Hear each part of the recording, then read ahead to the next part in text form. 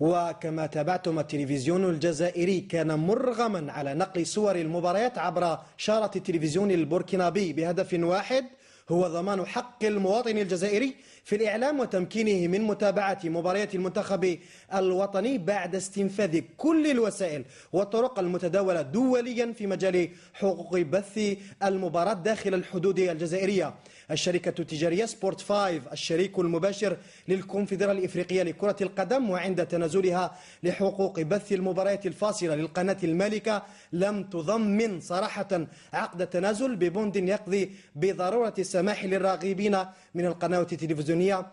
اقتناء حق المباريات الفاصلة بالبث الأرضي. القناة المالكة لحقوق بث مباراة بوركينا فاسو والجزائر فضلت الاحتكار الحصري، وكانت السباقة قبل ذلك لاختراق حق الملكية ببثها وبعد القرصنة لنهائي كأس الجمهورية لكرة القدم 2013 دون اقتناء حق البث من التلفزيون الجزائري. معلق المباراة على القناة التي احتكرت البث اليوم عاتب التلفزيون الجزائري على نقل المباراة، وسبق له التعليق على ذات المباراة بالقرصنة.